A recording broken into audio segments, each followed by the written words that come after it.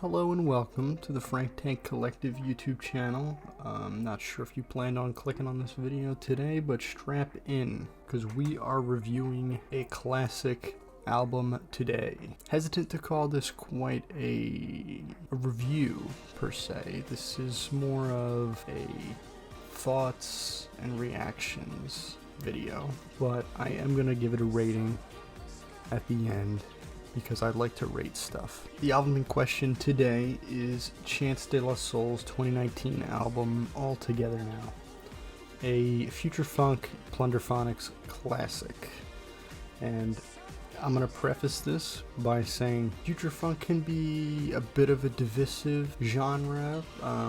I feel like you're on the side of either you like it a lot or you're kind of indifferent towards it, or you actively dislike it. I'm a big future funk guy. Future funk is just a generally upbeat, kind of mindless but upbeat and fun genre of music to listen to. So it's something to zone out to, but really really enjoy the grooves of. And there are quite a few grooves on this record. So first off, Chance de la Soul is a future funk artist that releases a fuck ton of music, a lot of music, way more than I've ever listened to, not all of it. There are many albums, singles to get into, so there's a lot to listen to with this guy. But I've only listened to a couple albums. All Together Now is one of those albums, and I'll tell you, this is a very solid future funk album. I've listened to quite a lot of future funk. I don't know if you can tell, but I have listened to quite a bit and explored the genre a bit.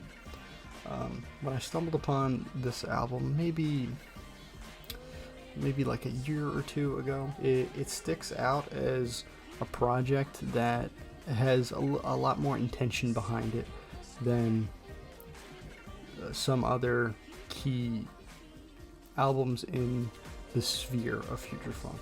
And what I mean by that is this is one of those albums that is almost played as a complete piece of music. It's a very short album. It collects in 8 songs, about 23.5 minutes. So it's not a behemoth or anything like that. It's just a very short, to the point record with some great grooves on it. Front to back, this thing is pretty damn good. There's not too many weak points on here.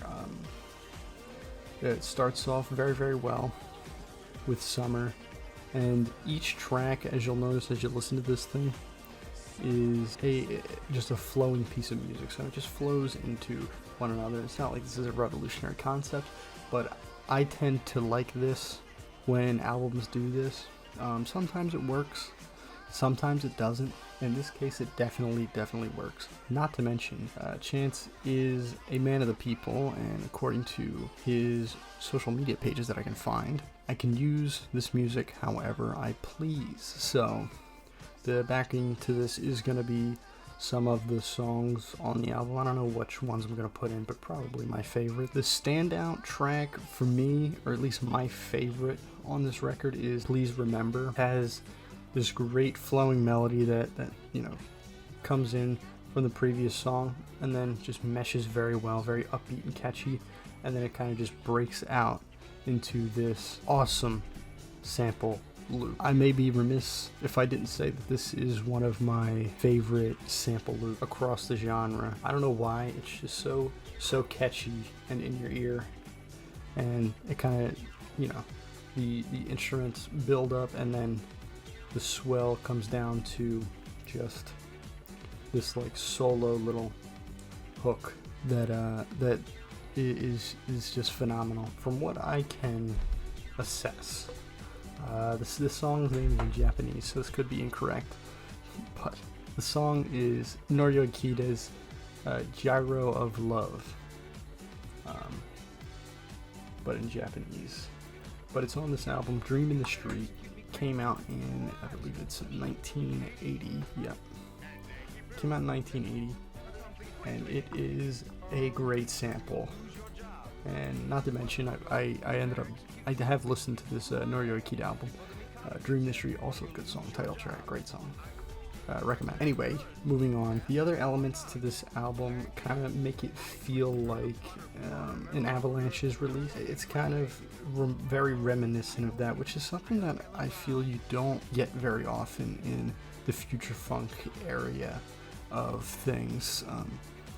Like, obviously the things they do are very, very similar.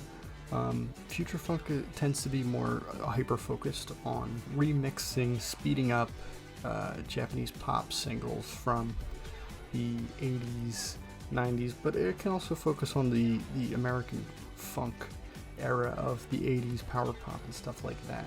So that's not uncommon.